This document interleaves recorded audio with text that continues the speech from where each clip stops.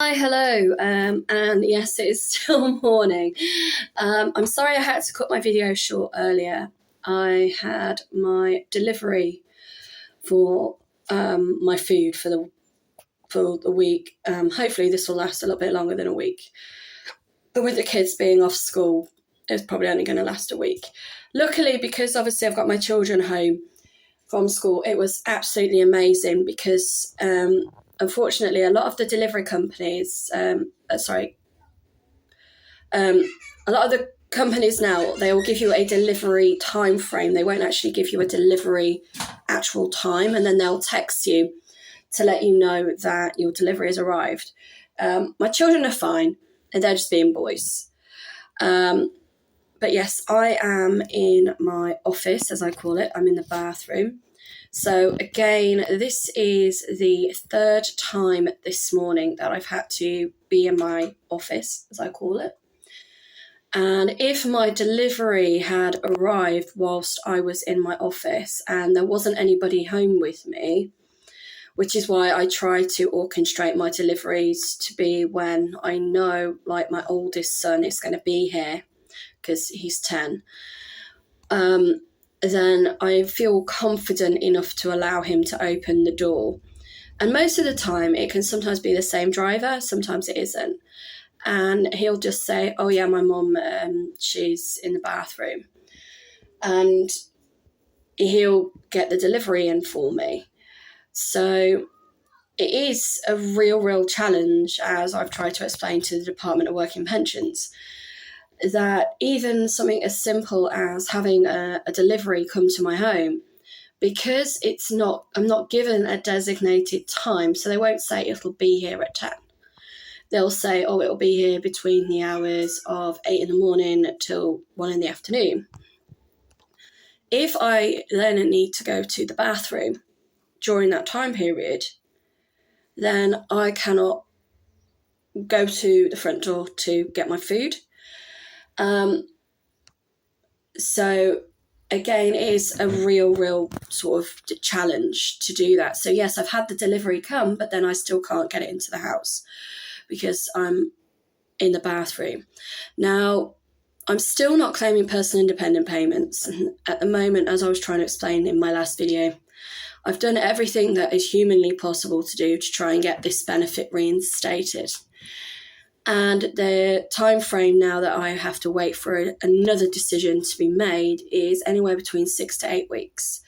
So I've been trying to upload and update everything online.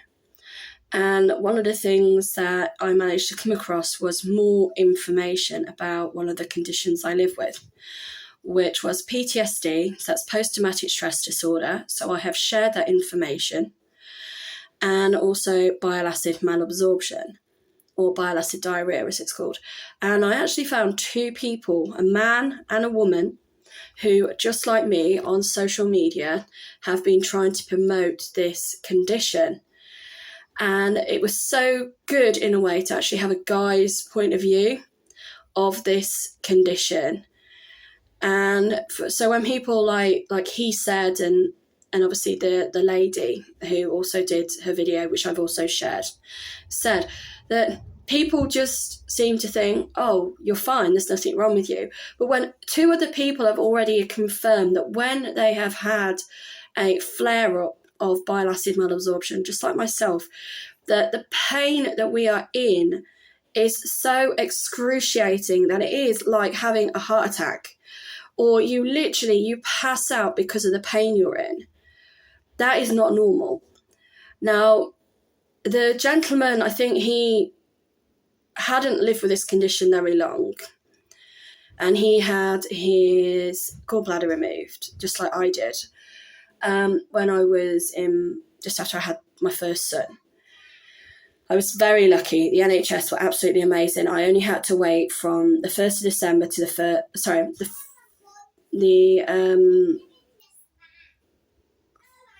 4th of January, I'm getting the dates wrong. The 6th of January was when my son was born, and I had my operation on the 1st of December of that year. So I was very lucky. But unfortunately, not everyone who has their gallbladder removed is. A lady over the road from where I lived, she also had the same operation in the same year as me. She was a little bit older than me, and she died. She died of septicemia. And it was so upsetting. I didn't go to her funeral. I heard that it was an amazing service, and it was at the Cram. And I wouldn't have even got in the door because so many people wanted to pay tribute to this woman because she was an amazing, amazing woman. She even worked for the NHS. And so when people say, oh, just have your gallbladder out, have this operation, you'll be fine. It's not as easy as that. Even the forms they make you fill in before you have the operation clearly and concisely say the risks of having this procedure are that you could die. And just like me, she had this operation. She had 2 beautiful girls. They are amazing. I've met them recently as adults, and they are such an inspiration. And I know if it hadn't been for having a mum like her, they wouldn't be the women they are today. And their dad is so supportive, and they still live with their dad. But it broke him. And even before I had the operation, there I was holding my newborn son in my arms. He'd only been born in the January of that year.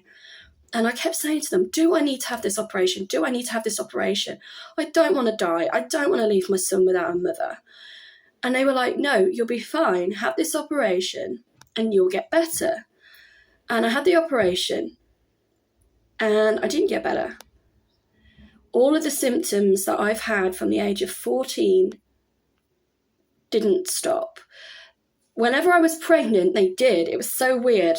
I've always joked and said, if I could be pregnant 365 days a the year, 7 days a week, even if it was, for other women, I would. Because it's the only time that I've never been sick. I'm not saying I never got morning sickness. I'm not saying I didn't have some of the issues that women get when they're pregnant. But bile acid, diarrhea, was never something I had. It was like something in my body, some kind of chemical that my body produced, or something that cannot be mimicked by by Western society medicine. It was like my body was saying, you have got to keep this baby alive, therefore we will make sure that you stay as well as possible. The only drawback was, obviously, I did get gestational diabetes. So again, I had to be extremely careful about what I ate. But all of my kids, they were born what they classed as healthy. So I was extremely lucky. But to find other people online who have got the courage to say, I have got this condition, it is not a joke, it is serious. There is no cure. They can only try and prevent it. And even the medication they give you doesn't always work. I just want to say thank you to those people. Thank you so much to have a male perspective and a female perspective. And the lady who was on there, she didn't get diagnosed until she was 27. She had suffered from the age of 14. Now, I had the same problem. I got told it was irritable bowel syndrome. Then I got told it was to do with my menstrual cycle because I'm a girl.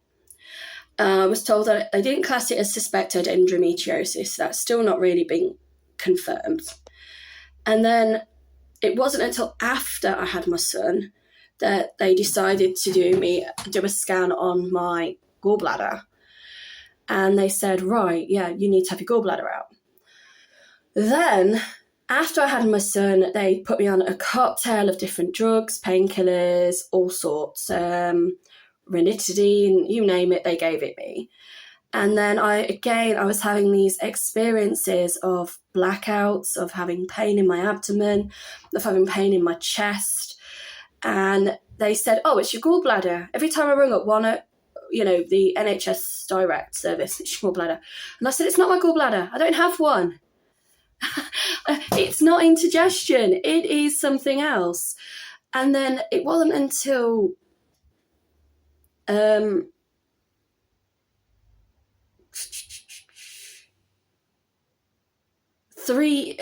until 5 years ago that again, they decided to do some other tests on me. And again, you know, I had what the proper tests to test for bile acid malabsorption. And they say to me, do you want anaesthesia? If you do, you have to stay in hospital longer. And I was like, no, I don't want to be wasting NHS time. Just give me gas and air. All right, I've had a baby. I've already had two children. How hard and how painful is this procedure going to be? Oh my gosh. Just like the woman said on her video, nobody wants to go through these procedures. They are awful. They are so intrusive. They are so painful to go through. And then they're sucking on the gas and air and they're like, okay, calm down, calm down. And I'm like, oh God, you know, this is like being in labour. And they're like, no, it's okay, it's okay. Just breathe through it, breathe through it, breathe through it. Okay, you try breathing through somebody putting a camera inside your body in your back passage where things are supposed to come out of, not go in. Yeah, so anyway, had the procedure. And then 16 weeks later, I found out I was pregnant with my third child. So I was so relieved that I did not have the anaesthesia, because anything could have gone wrong if that had happened, you know, to my unborn child. They then confirmed that I had a condition. Sorry, that is my son banging. I don't know why he's banging. Lachlan, what's going on? Trying to fall through the ceiling? Yeah, he's fine. It's just an attention thing, because my son has ADHD, but he's fine. And they said, right, we think this is what's wrong with you. But because you're pregnant, we can't give you any medication. And I was like, yeah, no, that's fine. So during my pregnancies, I refused to be on any medication at all, which meant that I had to be closely monitored by the NHS. And also because all of my previous pregnancies, I'd had gestational diabetes, which could happen to anybody. You know, and my age, I was classed as a high-risk pregnancy because I was pregnant in my 30s. And it was like, what? I've never had anything so ridiculous in my life. Most women are waiting until they're in their 30s to have children. And in like Victorian eras, women would be having anywhere between 1 to 12 children in their lifetime. So I think, you know, we seem to be a little bit too worried about stuff. And so anyway, I had my third child, and literally the day after he was born, I was very lucky. I could breastfeed him. I chose to do it for a year with him. He was the only one I could do it with. I couldn't do it with the other two, but I could do it with him. The other two had to, they had reflux, which is horrible. And he never, I was really, really lucky with him. He didn't, but literally for right up, even when I was breastfeeding, I was still having like digestive problems. And they said, look, you're already in the system. Don't worry about it. Wait till after you finish breastfeeding, and then we'll have another appointment for you. So I finished breastfeeding, and literally the day I finished breastfeeding, it was like somebody had poured something down my throat, and it didn't matter what I ate, it didn't matter what I drank, it didn't matter anything. It was literally like the moment I put anything in my mouth to drink or eat, please no foul comments, okay? It would come straight out the other side. It was vile, it was disgusting. And I was literally ringing up the hospital every single day, like NHS Direct. I was ringing up my doctor. I was ringing up anyone I could get help from with this. And I was crying in pain literally every day. I couldn't do the school run, even though I was literally running every day. I couldn't do anything, and I would literally be sitting in the bathroom on the toilet every single day for a good I think the longest was 20 hours. And I told somebody that and they went, that's bullshit. There's no way you are going to sit on the toilet for 20 hours and still be alive. And it's like, oh, hang on a minute. You know, look when people used to die of cholera. As long as I was hydrated, so I literally would sit on the toilet and drink the water from my tap in my bathroom, from my bath. So I'm on the toilet now, and as you can see, there's my window. And there's my window. Sorry, let me see if I can move it around a bit more. No, it's not going to let me do it. Hang on. That's my hand. Trying to angle it. Yeah, and they're my taps. So I literally I couldn't do anything. I remember ringing somebody and saying, can you go and get my kids from school? I cannot move. I cannot get off the toilet. I can't do anything. And they were like, phone the hospital, phone for an ambulance. And I was like, what am I going to do? An ambulance isn't going to help me. I need someone to go to the doctors for me or to the chemist for me and get me some Imodium or something. And luckily, somebody had the keys to my house. They don't anymore. And they came, then they said, we can't come, we're at work. So everyone I knew was at work. They were like, phone for an ambulance. And I was like, what's the point of phoning for an ambulance? They're not going to get into the house. They're going to have to break the door down. So I literally was sitting on the toilet, and then I was sitting in the bath, sitting on the toilet, sitting in the bath, sitting on the toilet, sitting in the bath, to try and push through the pain I was in. It was literally just pouring out of me. And oh my God, I got to 3:15 in the afternoon, and I remember ringing the person who had the keys to my house.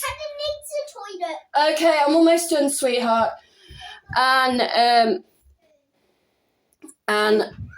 when they picked my children up from school for me, they brought me Imodium, and I just remember taking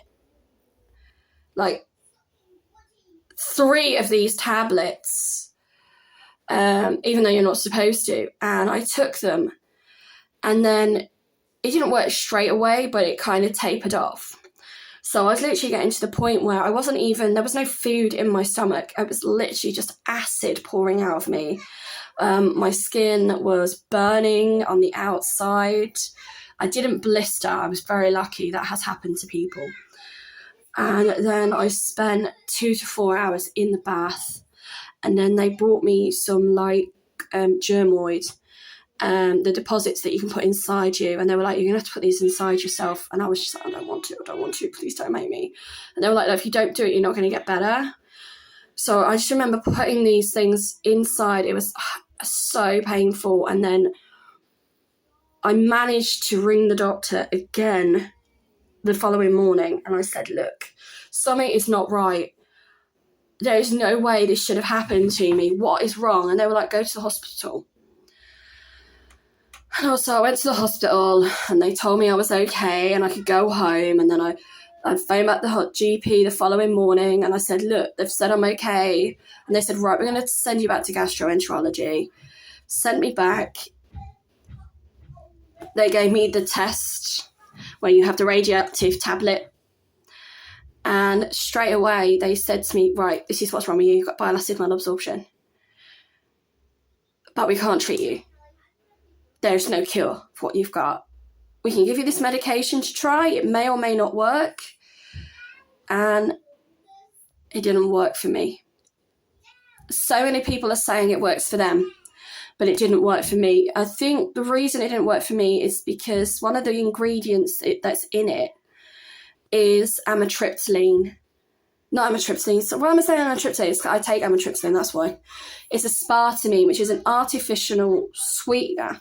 And I find any foods that have got artificial sweeteners or preservatives in are not good for my digestive system at all.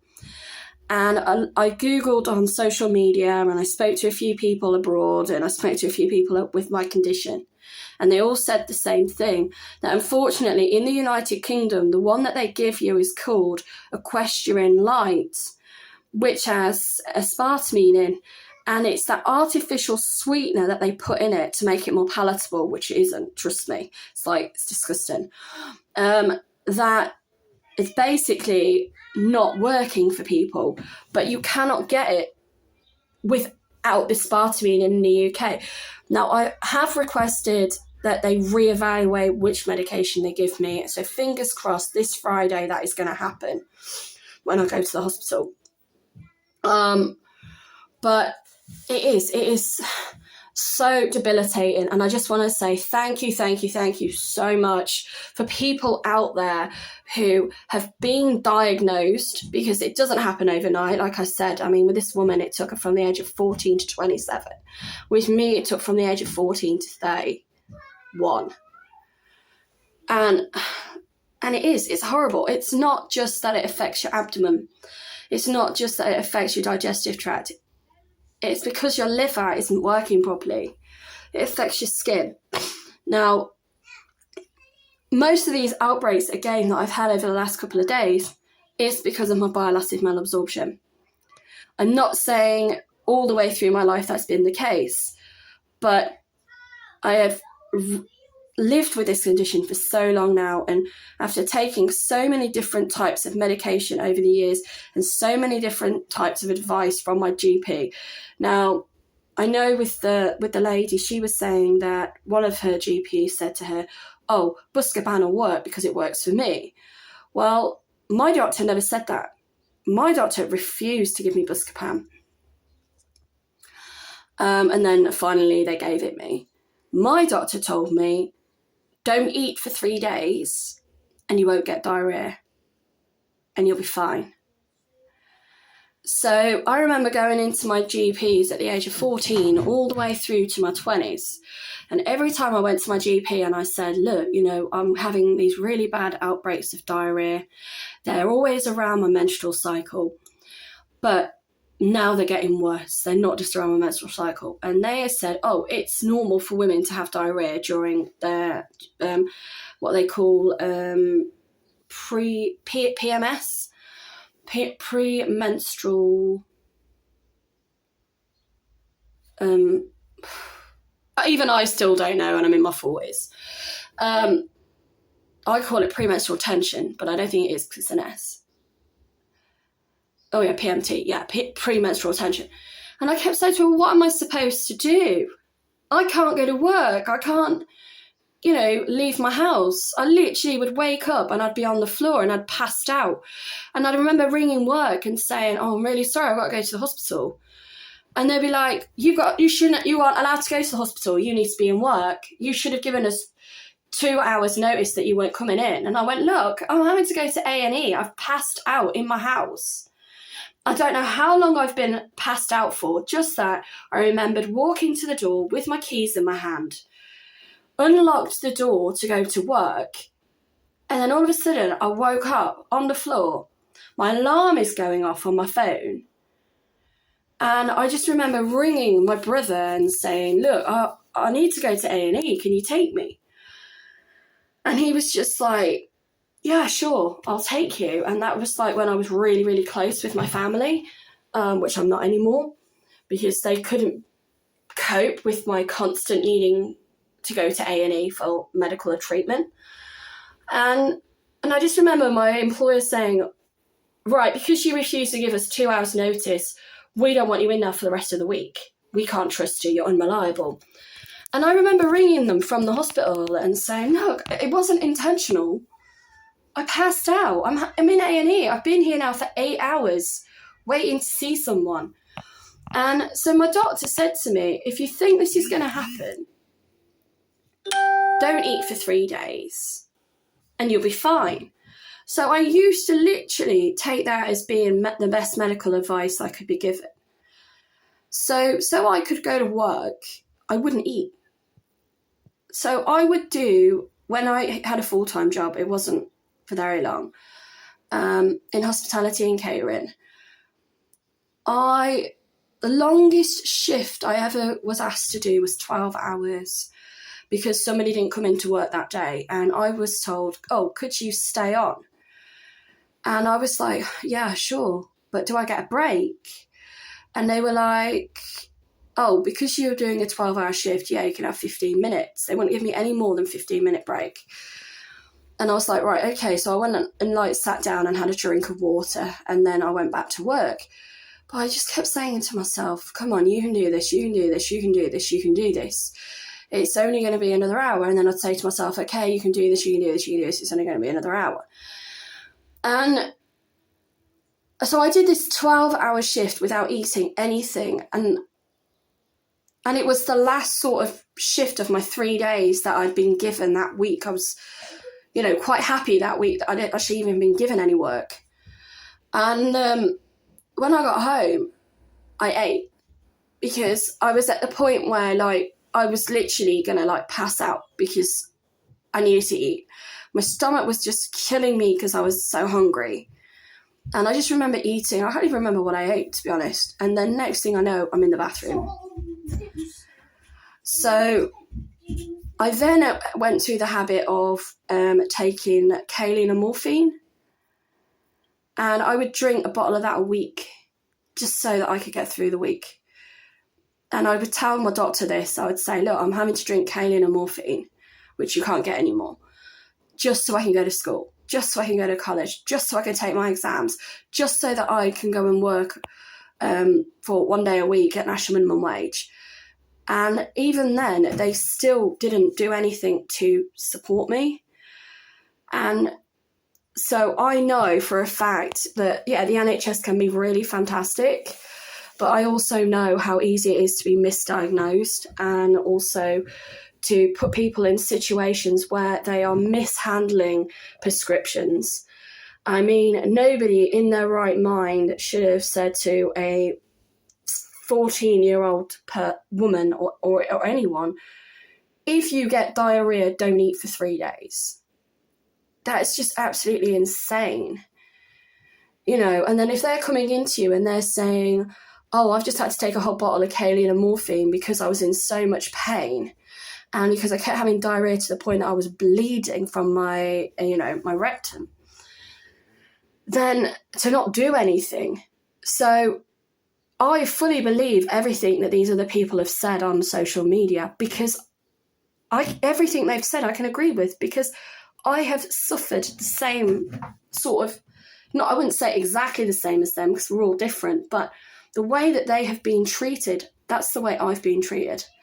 And that is what makes the condition more debilitating, I think, personally. It's not so much the condition, but it's the lack of understanding in society when someone has a health problem. It doesn't have to be this health problem, it can be any health problem. And people don't know. I'm not saying that we all want everyone to be bleeding hearts and feel sorry for us 24/7. But to have a little bit of like understanding, a little bit of patience goes a long way. And when the NHS are the same, because they're so used to dealing with people who are sick all the time, they can be quite dismissive.